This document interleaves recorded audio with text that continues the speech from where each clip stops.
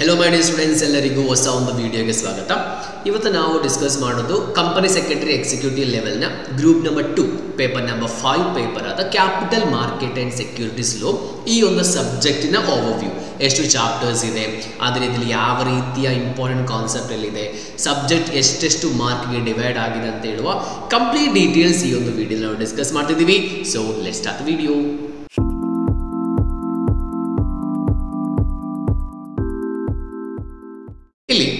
This is an executive program na group number 2 paper number 5 ಯಾಕಂದ್ರೆ group number 1 ನಲ್ಲಿ 4 papers, group number 2 ನಲ್ಲಿ 3 papers. ಅದರಲ್ಲಿ first paper, so you are going to write this as your first examination, capital market and securities law. Last SLCM ಬಂದಿತ್ತು, securities law and capital market 2012 ಅಲ್ಲಿ syllabus ಅಲ್ಲಿ same ಇದೆ ರೀತಿ ಇತ್ತು. ಸ್ವಲ್ಪ changes ಮಾಡ್ತಾರೆ ಅಷ್ಟೇ, ಸ್ವಲ್ಪ ಅಮೆಂಡ್ಮೆಂಟ್ ಎಲ್ಲ ಬಂದಿದೆ. ಡಿಸೆಂಬರ್ ಎಕ್ಸಾಮಿನೇಷನ್ ಅಮೆಂಡ್ಮೆಂಟ್ ಯಾವುದೂ ಇಲ್ಲ, ಇದು ನ್ಯೂ ಸಿಲೆಬಸ್. ಓಕೆ, ಸಿಲೆಬಸ್ ಅಲ್ಲಿ ಎಷ್ಟಿದೆ, ಫಸ್ಟ್ 40 ಮಾರ್ಕ್ಸ್ ಇದೆ. 40 ಮಾರ್ಕ್ಸ್ ಇದು 40 ಮಾರ್ಕ್ಸ್ಗೆ ಇಲ್ಲಿ ಬೇಸಿಕ್ ಆಗಿ ನಮಗೆ ಎಷ್ಟು ನೋಡುವಂತ 16 ಚಾಪ್ಟರ್ಸ್ ಇದೆ. ಅದೇ ಟೋಟಲ್ 18 ಚಾಪ್ಟರ್ಸ್ ಆಗಿ ಡಿವೈಡ್ ಆಗಿದೆ. So first of all anyway we look at this one. 18 chapters ಇದೆ, ಆದರೆ ಬೇಸಿಕ್ ಇನ್ಫಾರ್ಮೇಷನ್ಸ್ ಕೊಡುವ ಥರ ಇಲ್ಲಿ ಏನು ನೋಡೋದು ಗೊತ್ತಾಗುತ್ತೆ ನೋಡಿ. 18 ಚಾಪ್ಟರ್ಸ್ ಇಲ್ಲಿದೆ. ಓಕೆ, 18 ಚಾಪ್ಟರ್ಸ್ ಅಲ್ಲಿ ಫಸ್ಟ್ ನಮಗೆ ನೋಡುವ, first basics of capital market. ಇದರಲ್ಲಿ ಪ್ರೈಮರಿ ಮಾರ್ಕೆಟ್ ಬರುತ್ತೆ. ಈ ಮಾರ್ಕೆಟ್ ಅಂತ ಹೇಳಿದರೆ ನಾವು ಸ್ಟಾಕ್ ಮಾರ್ಕೆಟ್ ಹೇಳ್ತೇವಲ್ಲ, ದ್ಯಾಟ್ ಈಸ್ ನಾವು ಈಗ ಫಾರ್ ಎಕ್ಸಾಂಪಲ್ ಹೇಳೋದಾದರೆ ಏನು ಕ್ಯಾಪಿಟಲ್ ಮಾರ್ಕೆಟ್ ಅಂದರೆ ಸಿಂಪಲ್ ಸೆಂಟೆನ್ಸ್ ಹೇಳೋದಾದರೆ, ನನ್ನ ಹತ್ರ ಒಂದು 5,000 ರೂಪಾಯಿ ಇದೆ, ನಿಮಗೆ ಒಂದು 5,000 ರೂಪಾಯಿ ಬೇಕು. ಸೊ ಇನ್ವೆಸ್ಟ್ ಮಾಡಲಿಕ್ಕೆ ಇಂಟ್ರೆಸ್ಟ್ ಇರುವ ನನ್ನ ಕೈಯಿಂದ ಯಾರಿಗೆಲ್ಲ ಇದೆಲ್ಲ ಅವಶ್ಯಕತೆ ಇದೆ ಅವರ ಅಕೌಂಟಿಗೆ ನನ್ನ ಎಮ್ಮನ್ನು ಟ್ರಾನ್ಸ್ಫರ್ ಮಾಡೋದು, ಮತ್ತು ನೀವು ಇನ್ವೆಸ್ಟ್ ಮಾಡ್ತೀರಾ, ನೀವು ತುಂಬ ಹಣ ಮಾಡುವಾಗ ನನಗೆ ಸ್ವಲ್ಪ ಒಂದು ರಿಟರ್ನ್ಸ್ ಮಾಡ್ತೀರಾ. ಈ ಒಂದು ಸಿಸ್ಟಮ್ ಇದೆಯಲ್ಲ, ರಿಟರ್ನ್ಸ್ ಕೊಡ್ತೀರಾ. ಈ ಒಂದು ಸಿಸ್ಟಮಿಗೆ ನಾವು ಕ್ಯಾಪಿಟಲ್ ಮಾರ್ಕೆಟ್ ಅಂತ ಹೇಳ್ತೀವಿ. ಅದನ್ನು ನಾವು ಈ ಒಂದು ಫಸ್ಟ್ ಚಾಪ್ಟರ್ ನಾವು ಕಲಿಯೋದು ಇಕ್ವಿಟಿ ಶೇರ್ಸ್, ಪ್ರಿಫರೆನ್ಸ್ ಶೇರ್ಸ್ ಅಂತ, ಮತ್ತು ಸ್ವಲ್ಪ ಒಂದು ನ್ಯೂ ಟರ್ಮಿನಾಲಜಿ ನಾವು ಕಲಿತಿದ್ದೀವಿ. ಕ್ಯಾಪಿಟಲ್ ಮಾರ್ಕೆಟ್ ಪಾರ್ಟಿಸಿಪೆಂಟ್ಸ್ ಯಾರೆಲ್ಲ, ಆಂಕರ್ ಇನ್ವೆಸ್ಟರ್ಸ್, ಆಲ್ಟರ್ನೇಟಿವ್ ಇನ್ವೆಸ್ಟರ್ಸ್ ಅಂತ ಸ್ವಲ್ಪ ಇನ್ವೆಸ್ಟ್ಮೆಂಟ್ ಆಪ್ಷನ್ಸ್ ಇದೆ, ಅದರ ಬಗ್ಗೆಯೂ ನಾವು ಡಿಸ್ಕಸ್ ಮಾಡ್ತಿದ್ದೀವಿ. ಸೆಕೆಂಡ್ ಒನ್ ಅಂತ ಹೇಳೋದು ಸೆಕೆಂಡರಿ ಮಾರ್ಕೆಟ್ ಇನ್ ಇಂಡಿಯಾ. ಇದು ನಿಫ್ಟಿ 50, ಸೆನ್ಸೆಕ್ಸ್ ಅಂತ ನಾವು ಕೇಳ್ತಿದ್ದೀರಲ್ಲ, ಫ್ಯೂಚರ್ಸ್ ಆ್ಯಂಡ್ ಆಪ್ಷನ್ಸ್, ಅದರ ಬಗ್ಗೆ ನಾವು ಡಿಸ್ಕಸ್ ಮಾಡ್ತೀವಿ. ಸ್ವಲ್ಪ lengthy chapter first and second one. Third one ಅಂತ ಹೇಳೋದು ಇದು ನಮಗೆ ಲಾಸ್ಟ್ ಸಿಲೆಬಸಲ್ಲಿ ಫಸ್ಟ್ ಚಾಪ್ಟರ್ ಇತ್ತು, securities contract act. It is second important chapter ಅಂತ ಹೇಳ್ಬೋದು, ಅಷ್ಟು ಇಂಪಾರ್ಟೆಂಟ್ ಏನಲ್ಲ. ನೆಕ್ಸ್ಟ್ ಫೋರ್ತ್ ಒನ್ ಸೆಬಿ ಬಗ್ಗೆ ಕಲಿತಿದ್ದೀವಿ. ಸ್ವಲ್ಪ ಇನ್ಫಾರ್ಮಲ್ ಗೈಡೆನ್ಸ್, ಸ್ಕೋರ್ಸ್ ಅಂತೇಳಿ ಸ್ವಲ್ಪ ಜಾಸ್ತಿ ಇನ್ಫಾರ್ಮೇಷನ್ಸ್ ಇದರಲ್ಲಿ ಆ್ಯಡ್ ಮಾಡಿದ್ದಾರೆ, securities exchange board of India.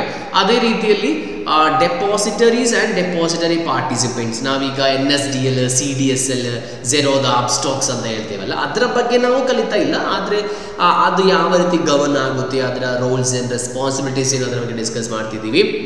Next sixth one security market intermediaries. ಇದೇ ರೀತಿಯಲ್ಲಿ ಬ್ರೋಕರ್ಸ್ ಇದೆ, ಮರ್ಚೆಂಟ್ ಬ್ಯಾಂಕರ್ಸ್ ಅಂತ ಇದೆ, ಫಾರಿನ್ ಪೋರ್ಟ್ಫೋಲಿಯೋ ಇನ್ವೆಸ್ಟರ್ಸ್ ಇದೆ, ಬ್ಯಾಂಕ್ಸ್ ಇದೆ, ಇದರ ಬಗ್ಗೆ ನಾವು ಕಲಿತಿದ್ದೀವಿ. ಡೈರೆಕ್ಟ್ ಟೈಪ್ ಆಫ್ ಕ್ವಶನ್ಸ್ ಬರುತ್ತೆ. ನೆಕ್ಸ್ಟ್ ಒಂದು last concept, new concept, international financial service centre authority ಅಂತ ಹೇಳುವ ಇಂಟರ್ನ್ಯಾಷನಲ್ ಫೈನಾನ್ಷಿಯಲ್ ಟ್ರಾನ್ಸಾಕ್ಷನ್ಸ್ಗೋಸ್ಕರ ಒಂದು ಅಥಾರಿಟಿ ಇದೆ, ಅದರ ಬಗ್ಗೆ ನಾವು ಡಿಸ್ಕಸ್ ಮಾಡ್ತಿದ್ದೀವಿ. Okay, 40 marks, 7 chapters. Next one 8 to 18, 11 chapters, 60 ಮಾರ್ಕ್ಸಿಗೆ. ಓಕೆ, 60 ಮಾರ್ಕ್ಸಿಗೆ. ಲಾಸ್ಟ್ ಟೈಮ್ ಇದು 70-30 ಇತ್ತು, ಈಗ ಅದು 60-40 ಅಷ್ಟೇ ಚೇಂಜಸ್. ನೆಕ್ಸ್ಟ್ ಫಸ್ಟ್ ನಾವು ಯಾವ ಥರ ಇಶ್ಯೂ ಆಫ್ ಕ್ಯಾಪಿಟಲ್, ಸ್ವಲ್ಪ ಡಿಸ್ಕ್ಲೋಜರ್ ರಿಕ್ವೈರ್ಮೆಂಟ್ ಇದೆ, ನಾವು ಅದನ್ನು ICDR ಅಂತ ಹೇಳ್ತೀವಿ, ICDR 2018. ಓಕೆ, ಅದೇ ರೀತಿಯಲ್ಲಿ ಇಂಪಾರ್ಟೆಂಟ್ ಚಾಪ್ಟರ್ಸ್, ಯಾವ ರೀತಿ IPO ಮಾಡಬೇಕು, what is the difference in IPO and FPO details ಸ್ವಲ್ಪ ಇದೆ. Next share based employees benefit and sweat equity 2021 regulations ಇದೆ, ಏನದು ಸ್ವೆಟ್ ಇಕ್ವಿಟಿ ಶೇರ್ಸ್ ಮತ್ತು ಎಂಪ್ಲಾಯಿ ಸ್ಟಾಕ್ ಆಪ್ಷನ್ ಸ್ಕೀಮ್ ಇದೆಯಲ್ಲ, ಅದರ ಬಗ್ಗೆ ನಾವು ಡಿಸ್ಕಸ್ ಮಾಡ್ತಿದ್ದೀವಿ. Next issue and listing of non convertible securities, ಈ ಒಂದು ಚಾಪ್ಟರ್ ಹೊಸದಾಗಿ ಆ್ಯಡ್ ಆಗಿದೆ. ಸ್ವಲ್ಪ ಡೀಟೇಲ್ಸ್ ಎಲ್ಲ ಇತ್ತು, ಅದರ ಒಂದು ಚಾಪ್ಟರ್ ಆಗಿ ಫಸ್ಟ್ ಟೈಮ್ ಕೊಡ್ತಾ ಇದ್ದಾರೆ. ನೆಕ್ಸ್ಟ್ LODR ನಮ್ಗೆ ಗೊತ್ತಿದೆ, ನಮ್ಗೆ ಗೊತ್ತಿಲ್ಲ. ಓಕೆ, LODR 2015 ಅಂತ ಇದೆ, ಇದು ತುಂಬ ಇಂಪಾರ್ಟೆಂಟ್ ಚಾಪ್ಟರ್. ಈ ಕ್ಯಾಟಗರಿಯಲ್ಲಿ ಇದೇ ತರಹ ಇಂಪಾರ್ಟೆಂಟ್ ಬರೋ ಒಂದು concept this one. Direct question ತುಂಬ ಬರುತ್ತೆ. ಈ ಚಾಪ್ಟರ್ಗಿಂತ 8 ಚಾಪ್ಟರ್ಗಿಂತ 11th ಚಾಪ್ಟರ್ ತುಂಬ ಇಂಪಾರ್ಟೆನ್ಸ್ ಬರುತ್ತೆ. Next acquisition of shares and take overs. ಈಗ ನಾನು ಒಂದು ಕಂಪನಿಯ ಶೇರ್ಸ್ ಪರ್ಚೇಸ್ ಮಾಡುವಾಗ ಸ್ವಲ್ಪ ಲಿಮಿಟೇಷನ್ಸ್ ಎಲ್ಲ ಇದೆ, ತುಂಬ ಆ ಥರ ಪರ್ಚೇಸ್ ಮಾಡೋಕ್ಕೇನೂ ಆಗಲ್ಲ, ಅದರ ಸ್ವಲ್ಪ ಲಿಮಿಟೇಷನ್ಸ್ ಇಲ್ಲಿ ಕೊಟ್ಟಿದ್ದಾರೆ. 2000 ಟೇಕ್ ಓವರ್ ರೆಗ್ಯುಲೇಷನ್ 2011 ಅಂತ ಹೇಳಿ. ಇದು ಸ್ವಲ್ಪ ಇಂಡೈರೆಕ್ಟ್ ಕ್ವಶನ್ಸ್ ಬರುತ್ತೆ. ಆ ಇಂಡೈರೆಕ್ಟ್ ಕ್ವಶನ್ಸಲ್ಲಿ ಒಂದು ಸೆಟ್ ಆಫ್ ಕ್ರೈಟೀರಿಯಾ ಇದೆ, ಅದರ ಒಳಗಡೆ ಮಾತ್ರ ಕೇಳ್ತಾರೆ. ನೆಕ್ಸ್ಟ್ ಒನ್, ಇದು ನಾವು prohibition of insider trading SEBI ಆ್ಯಕ್ಟಲ್ಲಿ ನಾವು ಕೇಳಿದ್ದೇವೆ. ಅದೇ ರೀತಿಯಲ್ಲಿ ಸೆಬಿ ಆ್ಯಕ್ಟಲ್ಲಿ ನಾವು ಕೇಳ್ತೀವಿ, ಕೇಳ್ತೀವಿ. ಅದೇ ರೀತಿಯಲ್ಲಿ ಥರ್ಡ್ ಚಾಪ್ಟರ್ಲ್ಲೂ ಇದೆ. ಇದೊಂದು ಸಪ್ರೇಟ್ ಕಾನ್ಸೆಪ್ಟ್, ಒಂದು ಕ್ವಶನ್ಸ್ ಬರುತ್ತೆ ಖಂಡಿತ ಮ್ಯಾಂಡೇಟ್ರಿ ಆಗಿ. ನೆಕ್ಸ್ಟ್ ಅನ್ಫೇರ್ ಟ್ರೇಡ್ ಪ್ರಾಕ್ಟೀಸಸ್, ಇದು ಒಂದು ಹೊಸ ಚಾಪ್ಟರ್ ಥರ ಆ್ಯಡ್ ಮಾಡಿದ್ದಾರೆ. ಅನ್ಫೇರ್ ಟ್ರೇಡ್ ಪ್ರಾಕ್ಟೀಸಸ್ ಯಾವ ಥರ, ಮಿಸ್ಲೀಡಿಂಗ್ ಇನ್ಫಾರ್ಮೇಷನ್ಸ್, ಅದರ ಬಗ್ಗೆ ಒಂದು ಡಿಸ್ಕಷನ್ ಮಾಡೋದು. ನೆಕ್ಸ್ಟ್ ಡಿಲಿಸ್ಟಿಂಗ್, ಇದೊಂದು ಸಣ್ಣ ಚಾಪ್ಟರ್. ಡಿಲಿಸ್ಟಿಂಗ್ ಅಂತ ಹೇಳೋದು ಈಸಿಯಾಗಿ ನಮಗೆ ಕಲಿಬೋದು. ಡಿಲಿಸ್ಟಿಂಗ್ ಅಂತ ಹೇಳಿದ್ರೆ ಏನು, ಆಲ್ರೆಡಿ ಲಿಸ್ಟ್ ಆದ ಒಂದು ಕಂಪನಿ ತನ್ನ ಸ್ಟಾಕ್ ಮಾರ್ಕೆಟಿಂದ ಹೊರ ಹೋಗುವ system, that is called as delisting ಅಂತ ಹೇಳೋದು. ನೆಕ್ಸ್ಟ್ ಬೈ ಬ್ಯಾಕ್, ಇದು ಒಂದು ಪ್ರಾಕ್ಟಿಕಲ್ ಕ್ವಶನ್ಸ್ ಕೊಡುತ್ತೆ. ಅದು ಪ್ರಾಕ್ಟಿಕಲ್ ಕ್ವಶನ್ಸ್ ನಿಮ್ಮ ಮೆಟೀರಿಯಲ್ ಏನಿತ್ತು ಅದೇ ಕ್ವಶನ್ಸ್ ಅವ್ರು ಕೇಳ್ತಾರೆ. ಬೈಯಿಂಗ್ ಬ್ಯಾಕ್, ಇಶ್ಯೂ ಮಾಡಿದ ಶೇರ್ಸನ್ನು ವಾಪಸ್ ನಾವು ಪಡೆಯೋದು, that is called us buy back of securities.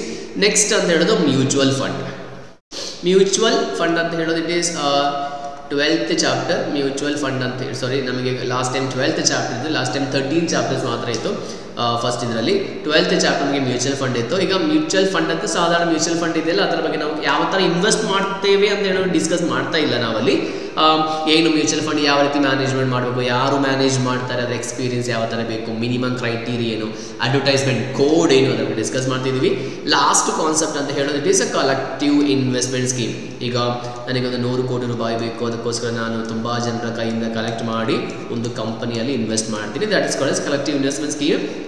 ಇದರಲ್ಲಿ ಇಂಪಾರ್ಟೆಂಟ್ ಈ ಒಂದು ಕಾನ್ಸೆಪ್ಟಲ್ಲಿ mutual fund and collective investment ಸ್ಕೀಮಲ್ಲಿ 17th ಚಾಪ್ಟರ್ ಈ ಮ್ಯೂಚುವಲ್ ಫಂಡಲ್ಲಿ ಸ್ವಲ್ಪ ಪ್ರಾಕ್ಟಿಕಲ್ ಕ್ವಶನ್ಸ್ ಕೇಳ್ತಾರೆ. ಪ್ರಾಕ್ಟಿಕಲ್ ಕ್ವಶನ್ಸ್ ಅದು ಸ್ವಲ್ಪ ಇಂಪಾರ್ಟೆಂಟ್, ಪ್ರಾಕ್ಟಿಕಲ್ ಕ್ವಶನ್ಸ್ ಅಂತ ಹೇಳೋದು.